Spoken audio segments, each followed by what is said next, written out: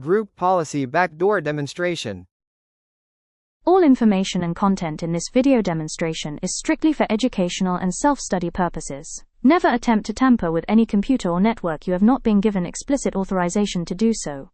Use a personal lab. Have fun. There is a chain of 4 conditions setting the stage for this attack. Policy permissions, links, and authorization combined as seen up top.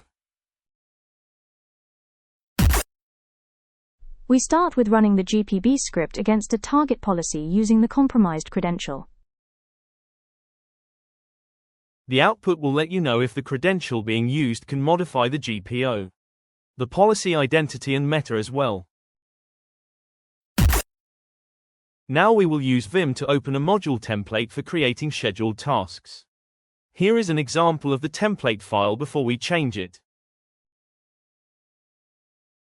Everything is commented out. Now we will make some changes.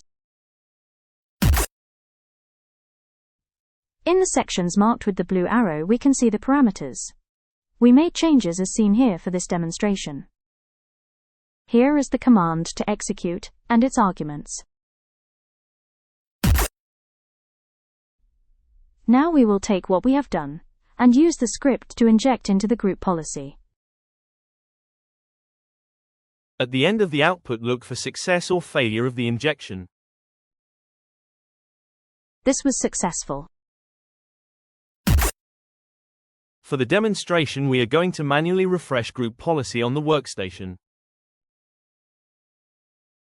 This update will happen on the workstation automatically, but we do not want to wait. That's okay. I am impatient. I don't mind forcing it along. Policy updated. Still on the target computer, and to push this along we will check that the policy is now applied. Using GP result, this looks good. We see the specific policy is applied after the refresh.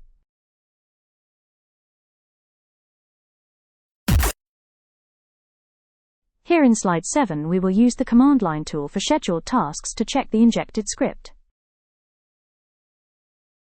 The script has been injected and is ready for execution. When Scarlet logs on, it will execute the command.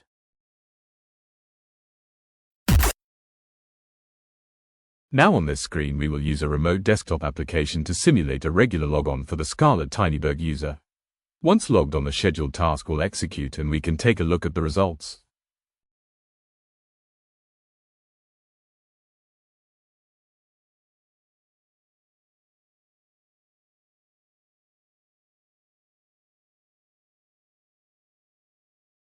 If the execution was successful, the whoami command will have output Scarlet's security token to a text file called token.txt. There it is. We can see the security identifier for Scarlet and the security token information as well. Mission accomplished.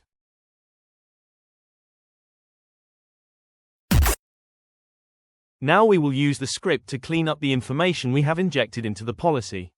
This will clean up the information in system volume and the directory. The cleanup was successful.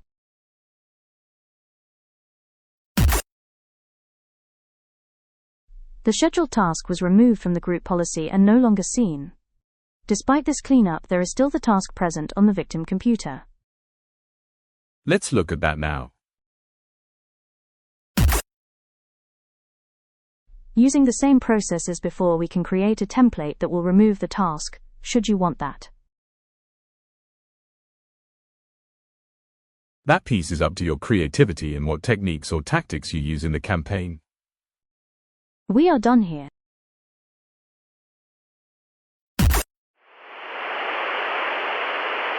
Google has reported that a high-volume extortion campaign targeting executives and technology departments at large organizations is underway